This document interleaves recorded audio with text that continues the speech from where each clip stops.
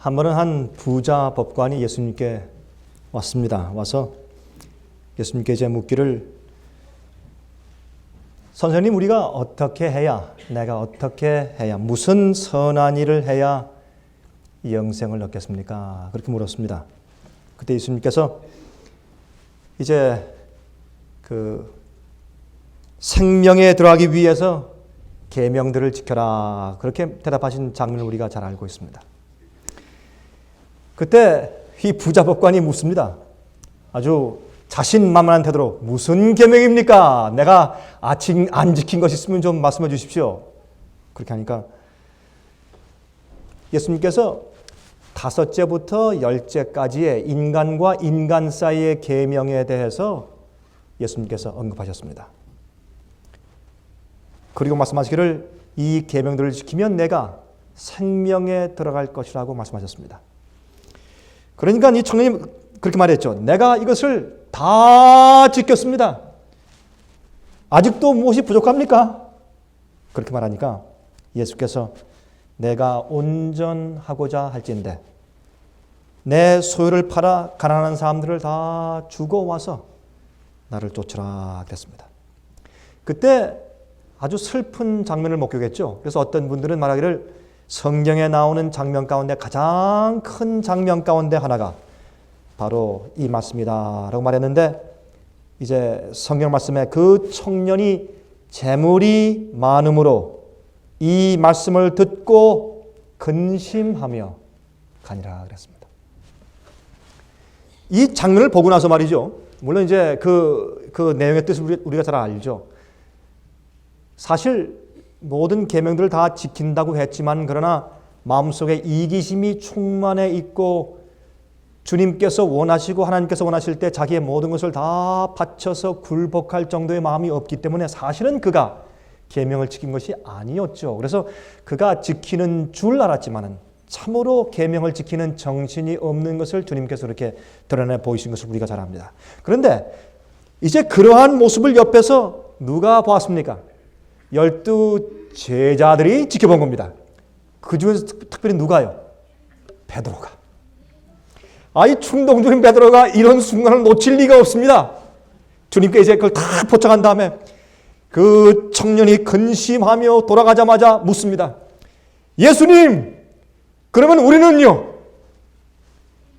우리는 우리가 가진 모든 것을 다 버리고 주님을 쫓았습니다. 그러면 우리에게 무엇을 주시옵니까? 우리가 무엇을 얻을까요? 그때 예수님께서 하신 예화가 마태복음 20장에 있는 포도원의 비유입니다. 우리가 이 포도원의 비유에 대해서 이해할 때 이전에 예수님께서 어떠한 환경에서 왜 그 얘기를 하셨는지를 이해하면 그 말씀의 뜻을 우리 마음 가운데 깊이 깨달을 수가 있습니다. 우리 다 같이 펴서 보시겠습니다. 마태복음 20장 1절부터 16절까지 있는 말씀을 펴서 같이 읽어보도록 하십시다. 마태복음 20장 1절부터 16절까지입니다. 예수님께서 비유를 말씀하실 때 천국은 마치, 그런 식으로 말씀을 많이 하셨습니다. 천국은 마치.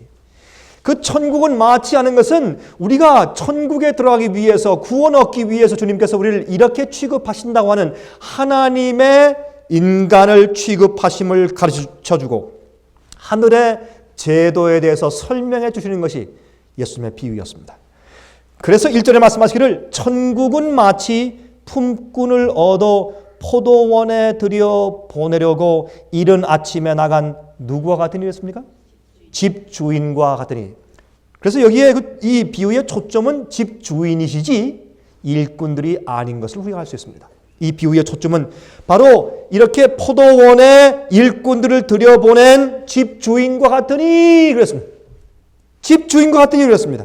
근데 어떤 주인이 이른 아침부터 나가서 일꾼을 구하러 서성거리는 집주인과 같으니, 우리를 구원하시기 위해서 우리가 깨자마자 우리에게 역사하시는 하나님의 역사 같으니 이렇게 말씀하시는 것입니다. 2절, 저가 하루 한 데나리온씩 품꾼들과 약속하여 포도원에 들여보내고 또 제3시에 나가보니 장터에 놀고 있는 사람들이 또 있는지라 저희에게 이르되 너희도 포도원에 들어가라. 내가 너희에게 상당하게 주리라 하니 저희가 가고 제6시와 제9시에 또 나가 그와 같이 하고 제11시에도 나가보니 섰는 사람들이 또 있는지라. 가로되 너희는 어찌하여 종일토록 놀고 여기 섰느뇨. 가로되 우리를 품꾼으로 쓴 이가 없음이니이다. 가로되 너희도 포도원에 들어가라 하니라. 저물매 포도원 주인이 청지기에게 이르되 품꾼들을 불러 나중 온 자로부터 시작하여 먼저 온 자까지 싹쓸 주라 하니 제11시에 온 자들이 와서 한 데나리온씩을 받거늘 먼저 온 자들이 와서 더 받을 줄 알았더니 저희도 한 데나리온씩 받은지라. 받은 후 집주인을 원망하여 가로되 나중 온 이 사람들은 1시간만 일하였거늘 저희를 종일 수고와 더위를 견딘 우리와 같게 하였나이다. 주인이 그 중에 한 사람에게 대답하여 가로되 친구여 내가 내게 잘못한 것이 없노라. 내가 나와 한 데나리온의 약속을 하지 아니하였느냐? 내 것이나 가지고 가라. 나중은 이 사람에게서 너와 같이 주는 것이 내 뜻이니라. 내 것을 가지고 내 뜻대로 할 것이 아니냐? 내가 선함으로 내가 악하게 보느냐? 이와 같이 나중된 자로서 먼저 되고 먼저 된 자로서 나중되리라. 여러분, 제가 특별히 설명을 하지 않아도 이 말씀만 읽어도 우리 마음이 가슴이 뭉클할 정도로 감동이 들어옵니다. 하나님은 이런 분이십니다. 한마디로 얘기해서 여기에 먼저 온 자들에게 하루의 품삯을 한 데나리온을 주겠다고 약속했습니다. 그런데 예수님 당시에 한 그 젊은 힘센 장정이 나가서 일할 때 받는 하루 품삯이 한 데나리온이었습니다. 예수님 당시 조금 전에 살던 힐렐이라고 하는 그 유명한 옛날 그 유대인 랍비는 이런 자기 책에서 이런 경험담을 썼어요. 자기가 바벨론에 이민 갔다 돌아온 가정에서 태어났기 때문에 몹시 가난했는데 이제 돌아올 때 예루살렘까지 걸어왔다는 얘기를 쓰고 그 다음에 돌아와서 이제 일할 때 예루살렘 거리에서 일을 했는데 하루의 품삯을 그 당시에 반 데나리온을 받았다고 이렇게 이제 책에 썼습니다. 그래서 그 반 데나리온을 하루의 품삯을 받으면 4분의 1 데나리온은 자기 학비로 쓰고 또한 나머지 4분의 1은 식구들이 먹고 사는 일에 썼다고 이제 말을 하고 또한 너무나 공부하고 싶어서 이제 학비가 떨어졌을 때 학교 창문 뒤에서 좋은 겨울날 창문 뒤에서 이제 그걸 듣다가 동사에 걸리고 얼어 죽을 뻔한 그런 얘기를 이제 쓴 책을 제가 과거에 한번 읽은 적이 있습니다. 그래서 예수님 당시에 하루의 장정의 벌이가 품삯이 한 데나리온이었습니다. 그것은 꽤 적지 않은 그런 품삯이었습니다. 그런데 여기에 문제가 있습니다. 이 주인이 일하러 온 일꾼들에게 자기가 약속한 임금을 주지 않아서가 아니라 늦게 온 자들과 먼저 온 자들과 똑같이 봉급을 준 데서 문제가 생긴 것입니다. 그렇죠? 그래서 여기에 문제는 하나님께서 봉급을 약속한 대로 주지 않았기 때문에 불공평한 것이 아니라 일을 많이 한 자와 적게 한 자를 똑같이 봉급을 준 데서 문제가 생기는 것입니다. 여러분 아십니까? 그것이 바로 우리의 문제입니다. 하나님은 공평하신 분입니다. 그런데 우리는요, 저 사람보다 내가 더 많이 일했기 때문에 I deserve it better, more 하기 때문에 나는 좀 더 많은 보상을 받아야 된다고 느끼기 때문에 문제가 생깁니다. 그것 때문에 싸움이 생기고 그것 때문에 문제가 있습니다. 그런데 여러분, 이 얘기는요, 여러분과 저에게 모두 다 해당되는 얘기입니다. 이건 모든 그리스도인들에게 해당되는 이야기입니다. 여러분 한번 생각해 보십시오. 봉급을 주는데 주인이 또요, 제일 나중에 온 자부터 줘요. 그렇죠? 제일 마지막에 온 자를 먼저 오라 그래서 그들에게 봉급을 줍니다. 그러면 제일 먼저 온 자들, 아침 일찍부터 와서 일하는 사람들 느끼기를 여기는 서열도 없나? 여기는 선배도 없고 노동조합도 없나? 아마 그런 느낌을 느꼈을지 모릅니다. 그런데 성경은 말하기를 천국은 마치 이와 같은 일을 했어요. 하늘의 시스템은 이 땅에 있는 시스템과 다릅니다. 우리가 이해하는 것과 하늘은 다르게 역사해요. 그것을 설명해 주시는 것입니다. 우리 이 땅의 시스템은 말이죠. 영어로 말하면 you get what you earn. You earn what you get. 내가 일한 대로 보상을 주는 것입니다. 근데 하늘은 그게 아니에요. 하늘은 그것이 아닙니다. 하늘은 도대체 어떻게 역사하는가 그것을 좀 알기 위해서 잠깐 연구해보도록 하십시다. 여러분 교회사를 쓸 때 책을 쓸 때에 어떤 책을 저술할 때 가장 저술하기 어려운 책이 교회사랍니다. 교회사.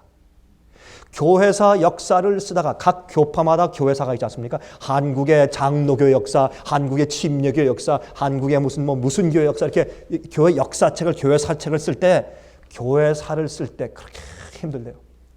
교회사를 쓰면 말이죠. 전화가 어떻게 오는지 내 이름을 빠뜨리면 안 됩니다. 내 조부의 이름을 빠뜨리면 안 됩니다. 아니 나는 이렇게 고생했는데 어떻게 저 사람 이름은 들어가고 내 이름은 빠졌습니까? 그 사람은 한 페이지고 나는 어떻게 반 페이지입니까? 이럴 수가 없습니다. 이렇게 해서 항의가 너무 빗발치기 때문에 교회사를 기록하는 것처럼 힘든 일은 없다는 얘기를 제가 과거에 들은 적이 있습니다. 그게 우리 문제입니다. 첫 번째, 여러분 이 포도원의 비유 중에서 주님께서 무엇을 말씀하시는지 첫 번째 우리 한 가지 알 것은 하늘의 상급과 우리의 상급 제도가 다르다는 것입니다. 노동의 대가로 보상하는 것이 이 땅의 제도입니다. 공부를 잘하고 성적이 좋으면 좋은 학교 보내주는 것이 이 땅의 제도지만 하나님은 그렇게 하시지 않습니다. 하나님은 어떠한 사람이 가장 남을 잘 봉사하고 헌신할 수 있는지를 보십니다. 그리고 그가 주인을 섬기는 마음의 태도와 동기가 어디에 있는지를 보시고 결정하십니다. 오늘날 이 세상에서 많이 주님 위해서 일했지만은 하늘 가지 못할 그리스도인들이 참 많이 있을 것입니다. 하늘에 가서 우리가 깜짝 놀랄 일이 두 가지가 있다고 그렇게 말들을 합니다. 첫 번째, 어떻게 저 사람이 이곳에 왔는가? 두 번째, 어떻게 그 사람이 못 왔는가? 두 가지래요. 그게 그렇게 하늘에 가서 놀랄 두 가지 일 가운데 속한답니다. 참 그럴듯한 얘기예요. 그렇죠? 여러분 하늘의 상급은 하나님의 은혜에 기초된 것이지 우리의 노동의 대가가 아니라는 겁니다. 그게 이 비유의 가르침이에요.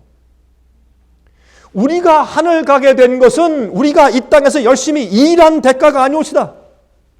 내가 이 땅에서 100명 침례 주었기 때문도 아니고 내가 목사로 일했기 때문도 아니요. 내가 하늘에 가게 된 것은 예수님께서 나를 위해 이전부터 십자가에서 손을 벌리셨기 때문입니다. 내가 죄인 됐을 때 주님께서 들어와서 일을 하라고 불러주신 은혜 때문에 하늘에 있는 것이에요. 우리가 주님의 포도원 안에서 지금 일하고 있는 이유는 주님께서 불러주셨기 때문에 감사한 마음으로 일하는 것이지 내가 이래서 얼마 받을까? 그것이 아니라고 말입니다. 그것을 좀 설명하시는 것입니다. 지금 이 근심하며 돌아간 부자 법관을 보고서 야, 이때다. 주님, 나는 어부 직업 버렸습니다. 금을 버리고 배도 버리고 난 자식들도 가끔밖에 못 만나고 가족까지 팽개치고 와서 주님 따르는데 나의 보상은 무엇입니까? 묻는 그 베드로에게 주님께서 그가 두고 씹고 씹으면서 생각하고 이해할 수 있도록 하기 위해서 주님께서 비유로 말씀하십니다. 비유로.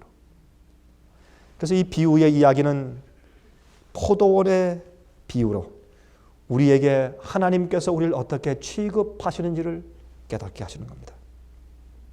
우리가 헌신하고 희생 많이 하고 핍박 많이 당하고 영혼들을 많이 구원했기 때문에가 아니라 모든 것이 하나님의 은혜라는 겁니다. 그래서 우리가 한참 주님을 위해서 신앙생활을 하다 보면 무엇이 없어지는 줄 아십니까? 십자가가 사라져요. 그리고 내가 일한 데 대한 보상을 자꾸 생각합니다. 내가 이 교회에서 이렇게 열심히 일하는데 남들이 나를 그만큼 인정해주지 않는다. 어떤 재직을 뽑는 선거 때가 오면 난리가 납니다. 교회마다. 난리가 납니다. 여러분 왜 그렇습니까? 한참 주님 위에 살다 보면 자기가 주님 앞에 와서 섬기고 있는 가장 중요한 기본적인 이유인 십자가가 사라지고 보상만 눈에 보이는 겁니다. 물론 심리적으로 그런 경우들이 있죠. 어떤 사람들은 자기의 부족함을 많이 느끼기 때문에 남이 자기를 자주 불러주고 자주 대하고 자주 전화해주지 않으면 섭섭하게 생각해요. 그런 것들은 교만보다 요즘엔 이 사람들의 신경이 쇠약하고 약해져가지고 남들이 나한테 잘해주지 않으면 굉장히 불안하게 되기 때문에 불평하는 경우도 있는 것을 제가 이해합니다. 그러나 또 많은 경우에 사람들이 마음 가운데 자기가 일한 것 때문에 그 마땅한 보상을 받지 못할 때 분노하는 것입니다. 분노하는 것입니다. 당신이 이럴 수가 있어! 이렇게. 그것 때문에 우리가 참 문제가 많은 것을 우리가 알 수 있어요. 개인적인 생활 가운데 그것 때문에 참 문제들이 많습니다. 그 다음에 사실 두 번째 이 주님께서 여기에 말씀해 주신 이 비유의 가장 중요한 초점이 나옵니다. 그것은 무엇이냐면 복음을 전하라고 부르신 당신의 종들에게 주시는 가장 중요한 초점 기별입니다. 그것은 지금 아침 일찍 온 일꾼들에게 한 데나리온을 주시겠다고 약속했는데 문제는 나중 온 자들보다 더 좋은 대우를 주지 않고 똑같은 대우를 주었다는 데서 말씀이 시작합니다. 근데 그들이 이제 잊어버린 사실은 무엇이냐면 자기들도 일할 곳이 없어서 굶주리며 떨고 있을 때에 고맙게 주인이 와서 일자리를 준 사실을 그들이 잊어버린 것입니다. 두 번째, 자기가 일하게 된 것도 이력서가 훌륭해서가 아니라 재주가 뛰어나서가 아니라 주인이 와서 포도원에 일하라고 들여보내준 은혜 때문이라는 사실을 잊어버렸습니다. 그걸 잊어버리면 모든 우리 그리스도인 생활 가운데 즐거움이 사라집니다. 십자가가 없어집니다.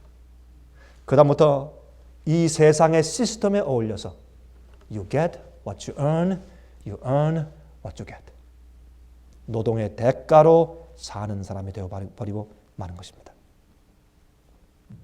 천국은 마치 이러한 주인과 같으니, 다시 말해서 그러한 하나님 속에서 우리가 천국을 보는 겁니다. 제가 처음에 미국에 이민 왔을 때 27년 전 얘기입니다. 이젠 가만히 보십시오. 28년이 되어갑니까? 이제 27년이 지나서 28년이 되어갑니다. 참 오랜 세월이 지났습니다. 그래서 미국 사람들이 저한테 가끔 묻습니다. 어떤 사람들이 만나서 How long have you been in this country? 이 미국에 얼마나 계셨습니까? 제가 말합니다. Too long, too long. 답변을 안 해요, 더 이상. Too long. 너무 오래 있었습니다. 처음에요. 제가 당신이 미국에 온 지 얼마 됐습니까? 5년밖에 안 됐습니다. 그러니까 영어를 참 잘하시네요. 그래요, 저한테. 미국에 온 지 얼마 되셨습니까? 10년 됐습니다. 영어를 참 잘하십니다. 지금은 말이죠. 얼마 됐습니까? 27년 됐습니다. 그러면 아무 말도 안 해요. 아무 말도 안 해요, 이제. 너무 오래됐기 때문에. 그런데 처음에 제가 미국에 왔을 때 참 우리가 제 마음 가운데 빨리 가서 공부하고 싶은 욕심이 제 마음 가운데 가득 있었지만 공부할 수가 있습니까? 뭐 학자금이 있어야 또 당장 살아야 되니까.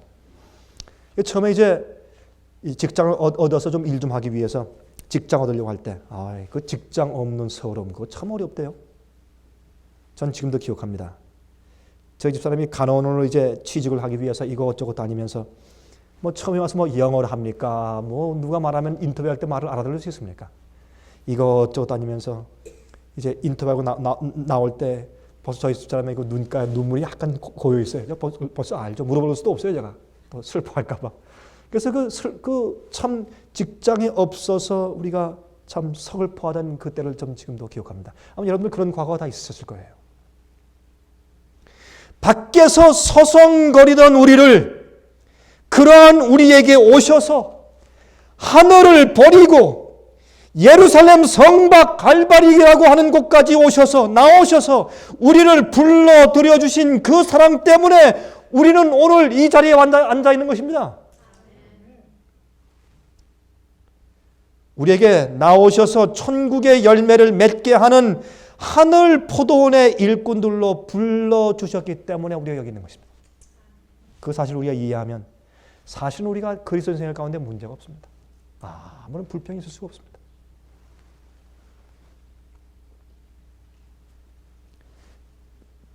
근데 이제 문제가 생깁니다. 주인이 이제 시간이 되니까 1시간 일한 자에게, 여러분 이른 아침 일찍 그 뜻은 뭐냐면 새벽 6시입니다. 유대인들의 시간 관려면 해가 뜰 때가 이른 아침이었습니다. 해가 뜰 때는 아침 새벽 6시에 해가 뜬다고 믿었습니다. 그래서 현대 우리의 시간과 맞추려면 그 유대인들의 시각에 6시간을 더해주면 됩니다. 그러니까 아침 일찍 하면 0시니까 그거는 우리의 말에서 아침 6시입니다.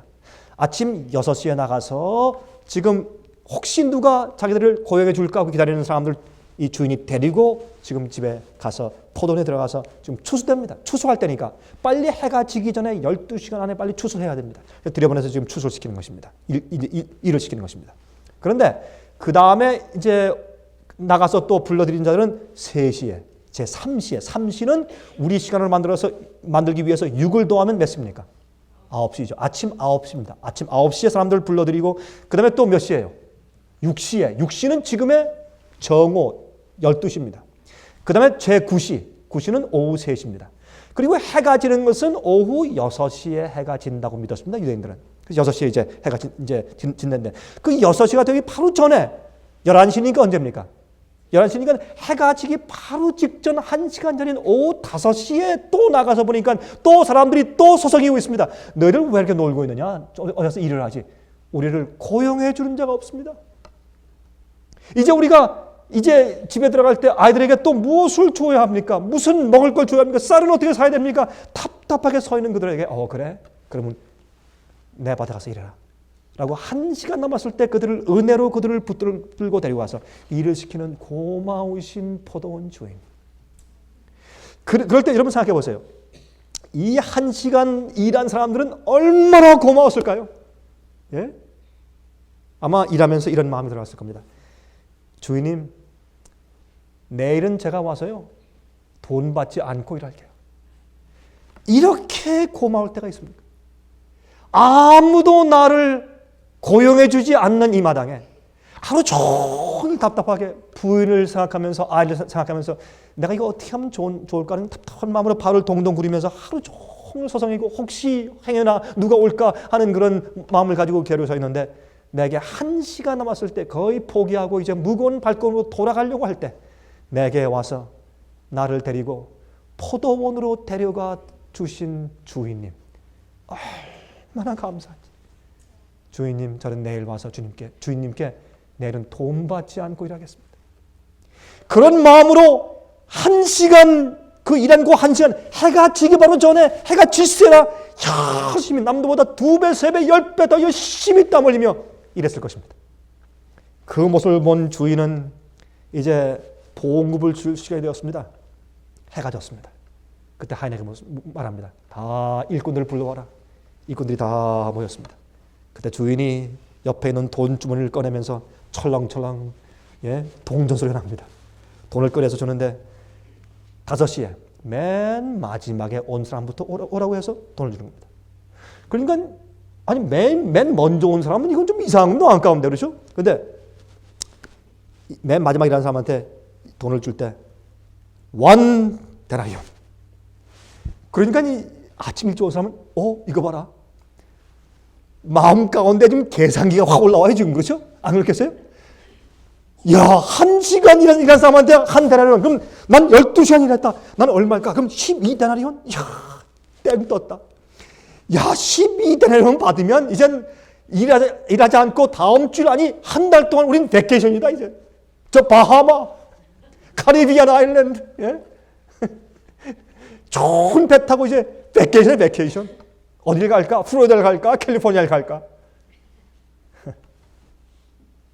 그렇게 생각이 되는 겁니다. 지금. 맨 마지막으로 일하는 사람, 1시간 일하는 사람한테 수고들 했다. 착하고 신실한 종아, 내가 적은 일에 충성했으니 내가 많은 것을 주겠다. 원 데나리온. 이 사람들은요, 아침 일찍 온 사람들한테 1데나리온 약속했으니까 자기들한테 10센트 준 줄 알았어요. 10센트. 근데 1데나리온 이건 받을 수 없어요. 주인님, I don't deserve this. 나 이거 받을 수가 없습니다. 주인님, 어떻게 이렇게 많이 주십니까? 이건 내 은혜야. 우리 농장에서의 제도는 내가 일한 대가가 아니고 나의 은혜다 주는 거예요. 참 늘 마음 가운데 감사와 기쁨이 충만해서 나가는 겁니다. 그 다음에 5셋이 온 사람들 뭐라고? 너희들도 한 달에요. 이 사람들은 받으면서 주인님, 아니 한 시간 일하는 사람도 원달하는데 저도 같은 복을 주는 겁니까? 의아하지만 그러나 마음 가운데 그저 묵인하고 이제 갑니다. 낮 12시에 온 사람 똑같이 왔습니다. 원달하리온. 주인님 이럴 수가 없습니다. 우린 6시간 동안 떼양 삐져서 이렇게 열심히 일했는데 이게 이게 안 됩니다. 불평이 새어납니다. 아침 9시에 온 사람들 똑같이 원달하리온. 벌써 막 그 사람들은 입에서 막 불평이 막 튀어나옵니다. 막 침이 튀어나와요. 맨 마지막에 아침 일찍부터 온 사람들. 그 사람들은 유대인들을 상징합니다. 유대인들은 하나님의 포도원에 불려서 다른 영혼들을 위해서 진리를 나눠주는 특권을 받아서 제일 먼저 하나님의 포도원에 불려들여진 자들은 유대인들이었습니다. 그 사람들은 We deserve better. 이방인들을 개 취급했습니다. 유대인들입니다. 우리가 가진 것은 이건 특권이라고 선택해서 선민들 사상이 가득했습니다. 주님께서 유대인들이 듣는 앞에서 말씀하시기를 아침 일찍 온 자들에게도 한 데나리온씩 주매. 하나님께서 우리 인간들을 취급하시는 것은 은혜의 제도지 보상의 제도가 아니라는 겁니다. 그것이 천국입니다. 그러니까 이 아침에 온 사람들은 입이 이만큼 진짜 과장해서 12장 나왔습니다. 이만큼 나왔어요.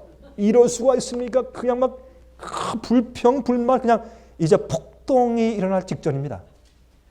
그때 주인님이 말합니다. 주인께서 말합니다. 내가 선하다고 너희가 나를 악하게 보느냐? 이건 참 중요한 얘기입니다. 여러분 우리가 왜 불평합니까? 우리 솔직히 말해봅시다. 우리 왜 불평합니까? 예? 불평하는 이유가 뭡니까? 하나님, I deserve better. 아니에요? 주님, 저는 주님을 위해서 저 사람보다 더 많이 희생했습니다. 더 많이 버리고 더 많이 포기하고. 전 주님 위해서 일할 때 저 사람들은 열심히 하다 맨 마지막에 살짝 들어왔지만 저는 아닙니다. 전 태어나서부터 이렇게 고생을 살았습니다. 주님, I deserve better. 그거 아닙니까? 그래서 주님께서 모든 죄인들에게 똑같이 베푸시고 죄인과 의인에게 똑같이 햇빛과 비를 주시는 하나님께 불평하는 것입니다. 그것은 무엇입니까? 예수님께서 말씀하신 것처럼 내가 선하다고 너는 나를 악하게 보느냐? 그렇게 말씀하시는 겁니다.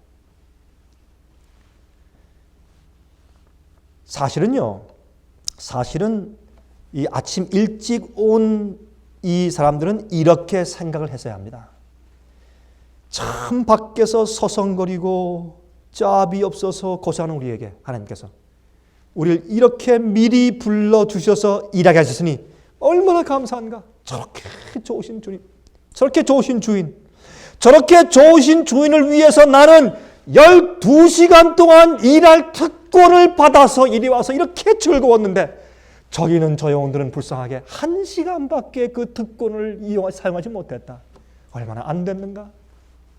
나는 이렇게 좋은 주인 위해서 12시간 동안 일해드리는 이런 특권을 가지고 즐겁게 나는 살았는데 저 사람은 2시간, 3시간, 1시간밖에 없었으니 참 안 됐다.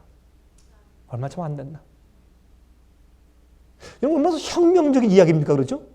예수께서 이 비유를 말씀하신 이 내용 속에는 우리가 지금 어떻게 살아야 될 것을 말씀하시는 거예요. 어떤 동기로 주님을 섬기고 어떻게 살아야 될 것을 말씀하시는 거예요. 그런데 왜 이렇게 오늘날 교회 안에서 왜 이렇게 보상제도에 대한 관념이 많은지 모르겠어요. 그래서 그만한 대접을 받지 못할 때 사람들이 불평하는 것입니다. 이것은 주님을 모르는 것입니다. 난 이렇게 떼약볕 아래서 힘써 일해왔는데 좀 더 주셔야 합니다.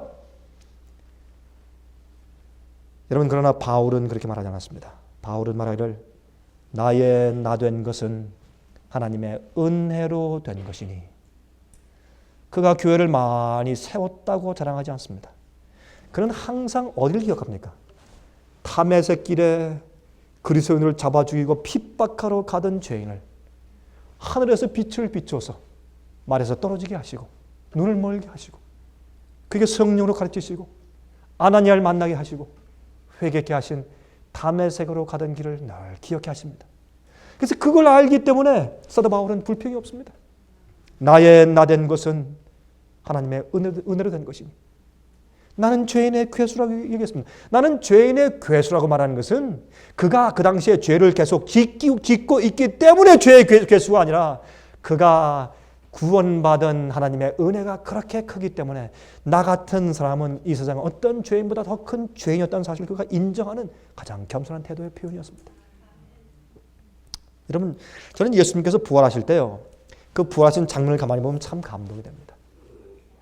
예수님께서 돌아가실 땐 수치와 모욕을 느끼시고 돌아가셨지만 부활하신 다음에 승천하실 땐 그렇게 할 필요 없지 않습니까? 그렇죠? 부활할 때 큰 모습을 다 보여주고 사람 깜짝 놀라서 다 까무라치게 하시고 말이죠. 승천하실 때 말이죠. 막 아니 예루살렘 성전 꼭대기에 서가지고 자 부활한 다음에 그냥 천천만만 천사가 내려와가지고 재림하듯이 영광에 비추고 막 나팔 막 쾅쾅거리고 그렇게 승천하시면 어때요? 예, 그러면 12 제자와 다른 사람 보기 속이 시원하게 그냥 예? 저 봐라 말이지. 예?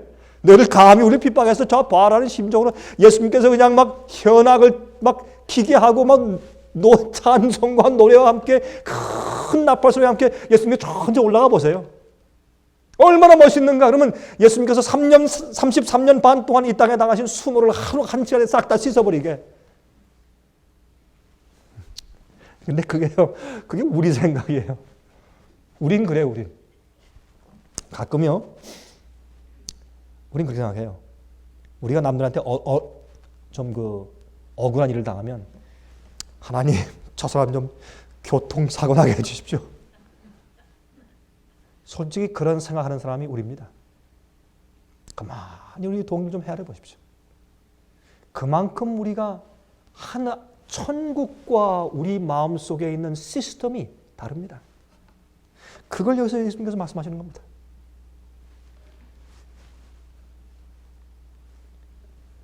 예수님께서 승천하실 때 조용하게, 감람산 위에서 조용하게, 그저 주님을 따르는 사람들을 적은 무리가 지켜보는 가운데서 조용히, 그곳엔 나팔 소리도 없었고 영광스러운 광채도 없고 빛나는 구름도 없고 남들이 전혀 알아보지 못하는 광경 가운데서 조용히 승천했습니다. 이것이 조용히 말구유에 오신 예수 그리스도의 성품이에요. 그의 겸손함입니다. 이것이 하늘의 원칙입니다. 우리 인간은 그렇게 생각하지는 않습니다. 그러나 천국은 마치라고 말씀하시면서 우리와 다른 하나님의 성품을 이렇게 설명해 주시고 있는 것입니다. 제가 말이죠, 지금부터 한 20몇 년 전 얘기입니다. 옛날 얘기입니다. 벌써 한 20몇 년 지났습니다. 미국에 처음 온 얼마 후 얘기인데, 제가 전도 사업을 하느라고 열심히 일하고 있었습니다. 제가 교회를 개척하느라고 열심히 일하고 있는데, 그때 더운 것이었기 때문에 낮에는 웨어하우스에 가서 이 짐을 나르는데, 제가 무슨 짐을 나르느냐면 그때는 젊었으니까요. 그때는 힘이 있었으니까 이 큰 트럭이 이제 웨어하우스에 이렇게 세마이 트럭이죠. 큰 트럭이 18휠러 18개 바퀴 있는 큰 트럭이 이제 오면 거기에 그냥 이런 박스로 한뜩 짐이 있는데 그들이 뭐냐면 이런 화장실의 변기들하고 물탱크하고 그다음에 목욕탕 있잖아요. 목욕탕 배터 그런 걸 싣고 오는 거예요. 그걸 나르는 겁니다. 여러분 그거 한번 하루 종일 날라보세요.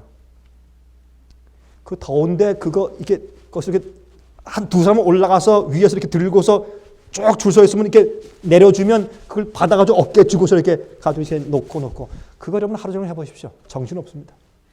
하루 종일 딱 끝나고 나면 땀이 집에 들어오면 온 안에 옷뿐만 아니라 겉옷까지 그냥 땀에 완전히 젖습니다.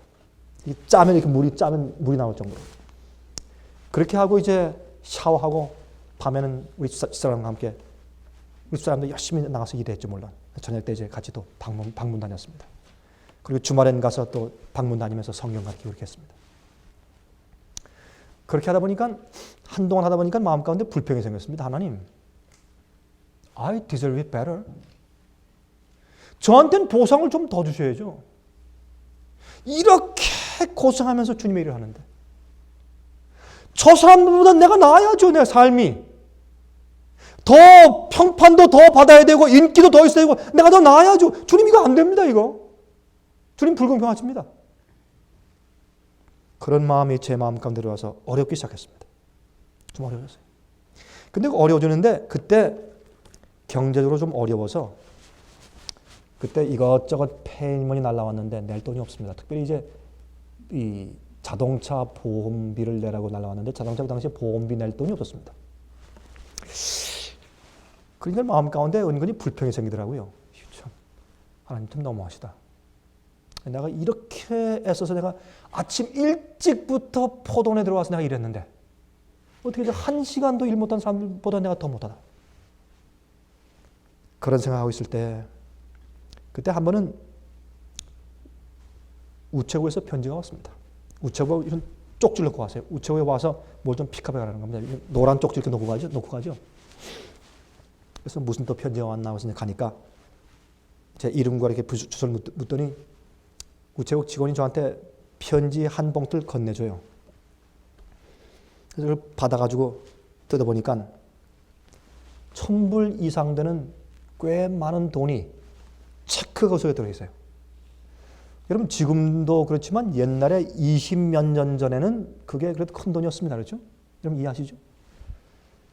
근데 전혀 이 돈을 제가 받을 데가 없습니다. 이거 어디서 왔나 하고 봤더니 제가 이제 주요 사업을 하기 위해서 내려오기 바로 전에 잠깐 동안 일한 회사에서 왔어요. 근데 제가 길게 설명 안 드리겠지만 도무지 그 돈이 저한테 올 돈이 전혀 아니에요. 저한테 올 이유가 없어요. 근데 그게 왔어요.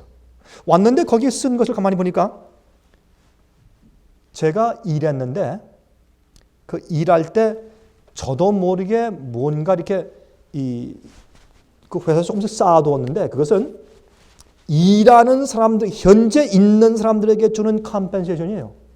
그런데 거기 있는 일하는 사람들이 제가 지금 가서 복음 사업을 한다는 얘기를 듣고 줄 필요가 없는데 자기들한테 쌓여준 그 돈에서 잘라가지고 저한테 보내준 겁니다. 같이 일해보니까 이 사람이 참 신앙에 있는 사람이었는데 하나님의 일을 한다고 하니까 우리가 좀 도와줘야 되지 않겠는가 결정을 한 모양입니다. 제가 물어보진 않았어요. 그래서 이 사람들이 거기에 있는 한국 사람들한테 물어서 제가 지금 어디 있는지 수소문을 해가지고 그걸 보내준 겁니다. 제가 가장 필요할 때 딱 펴서 보니까 그 돈이 와 있어요. 그런데 참 이상하게요. 하나님의 은혜를 받을 때는요. 그 은혜가 크든지 적든지 간에 우리 마음 가운데 감동을 줘요. 그래서 제가 그걸 받고서 제가 움직일 수가 없어요. 그때.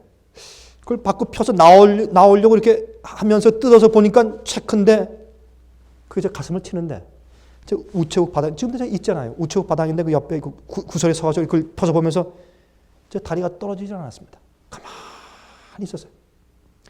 여러 가지 일들이 주마등처럼 제 앞을 지나가는데 이런 생각이 들어가요. 아, 하나님, 주님께서 저를 주님의 일꾼으로 불러주신 것은 은혜입니다. 이게 은혜군요. 제가 왜 불평했는지 모르겠습니다. 주님 죄송합니다. 전 다시는 불평하지 않겠습니다.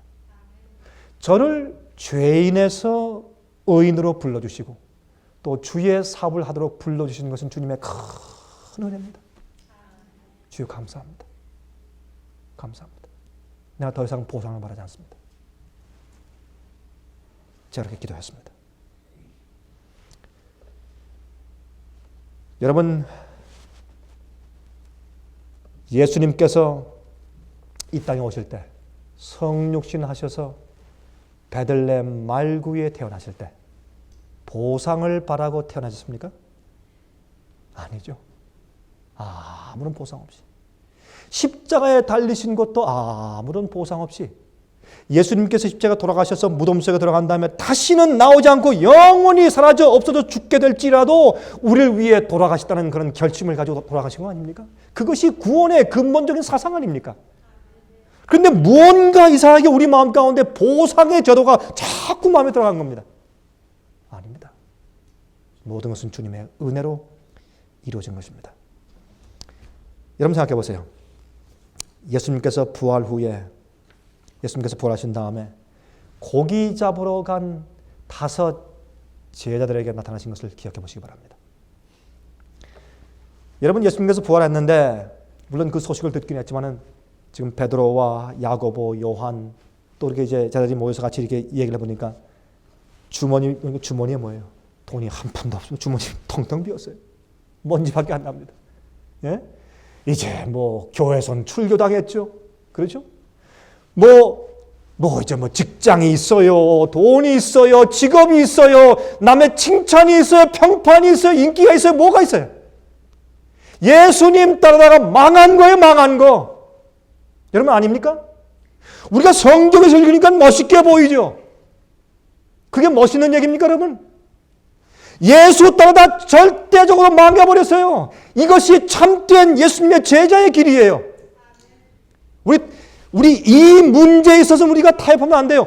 오늘날도 주님과 진리를 따르면 세상에서 망하게 되어 있어요.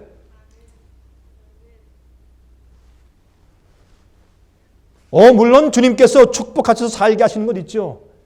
그러나 이 땅에서 우리가 주님과 진리 위해서 핍박받고 살지 않는 사람들은 타협하는 사람들이에요. 내가 올바로 살고 있지 않기 때문에 무언가 타협하기 때문에 남들에게 잘 보이기 위해서 비유 맞추기 위해서 살고 있기 때문에 내 생활이 안정스럽고 평안하고 아무런 문제가 없고 마귀의 공격도 없고 고난과 핍박이 없는 겁니다. 그건 사실입니다. 누가 무엇이라고 말을 해도 성경을 보면 그건 사실입니다.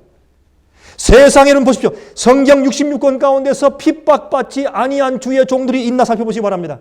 일평생 동안 잘 되고 잘 먹고 잘 살고 주님 믿으면 예수님 믿으면 잘 된다. 복을 받는다. 아이들도 잘 되고 좋은 학교 가고 영생도 받고 세상에서 잘 되고 그렇게 살다가 편하게 잠들었다. 그런 사람이 있으면 성경에서 한번 찾아보시기 바랍니다.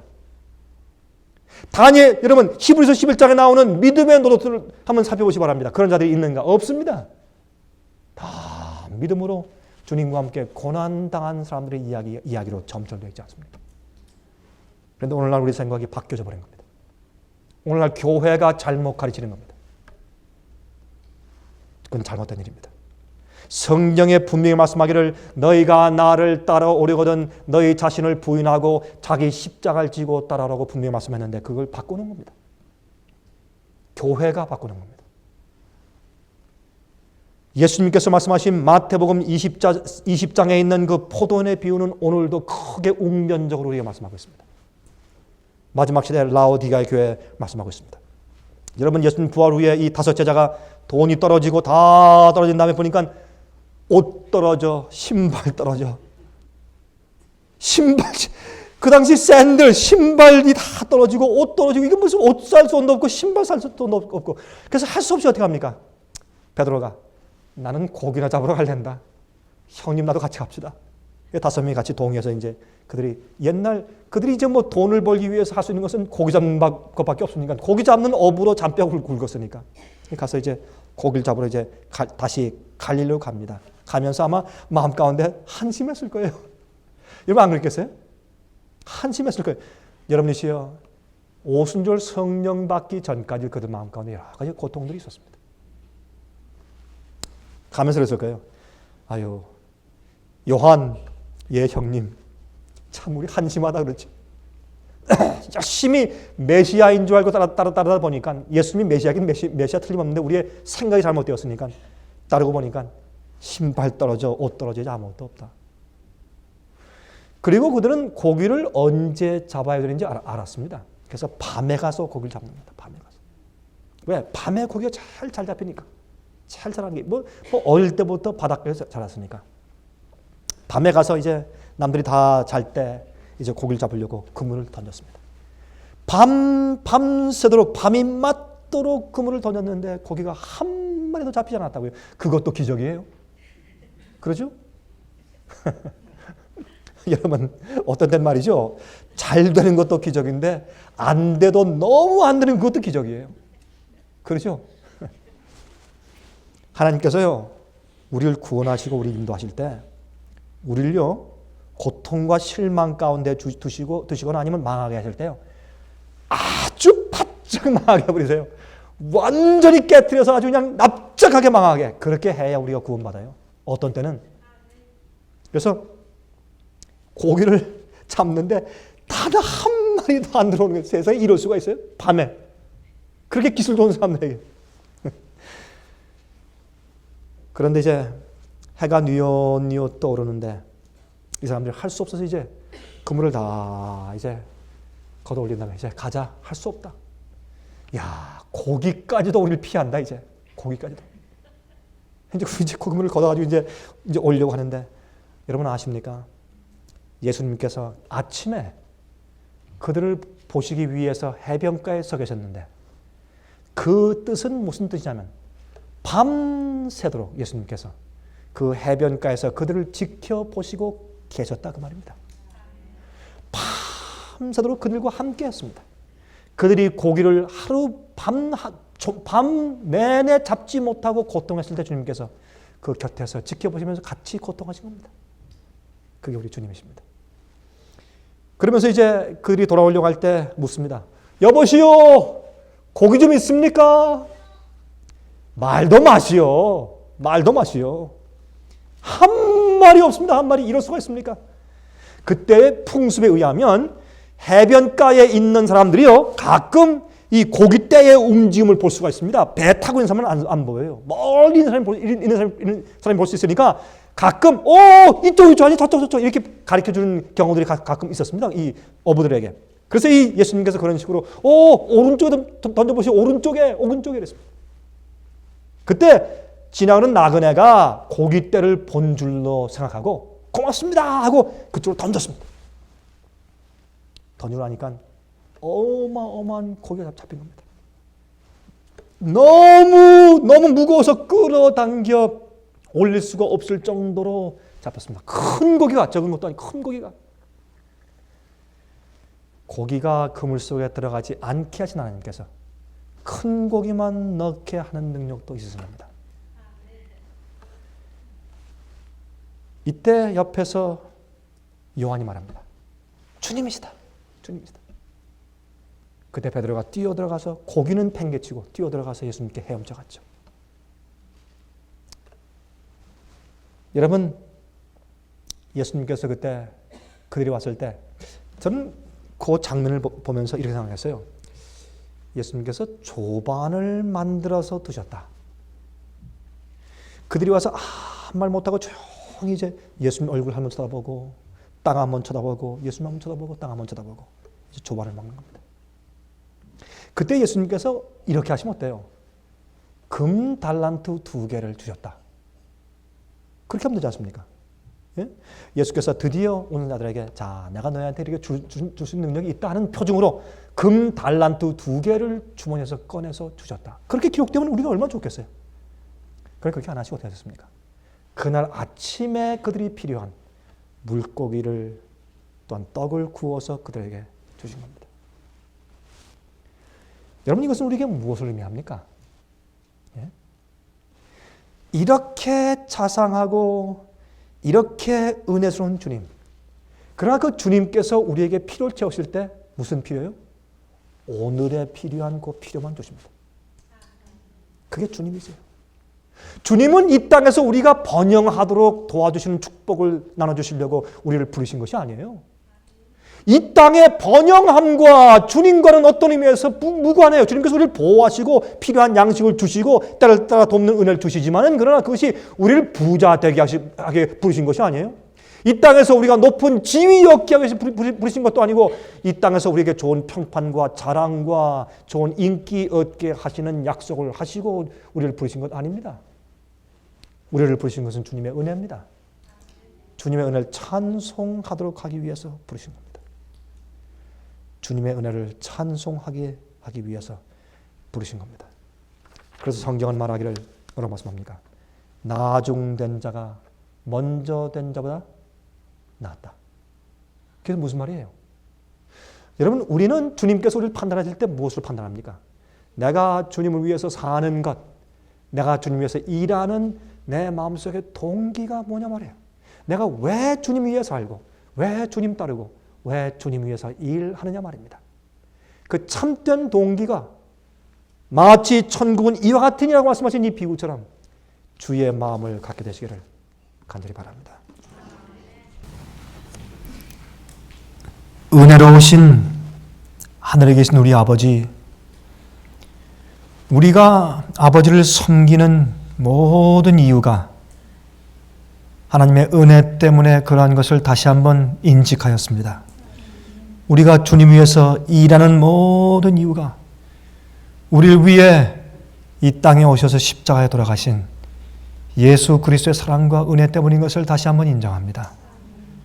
주님, 우리의 잘못된 동기로 섬기고 따랐던 과거를 용서해 주시고 우리 마음속에 새로운 마음과 예수 그리스도의 마음을 허락해 주셔서 우리가 감사함과 즐거움으로 주님을 섬기게 도와주시고 우리 마음속에 세상의 제도에 따라서 불평하는 마음 없게 하시며 주님의 겸비함을 담게 해 주시옵소서.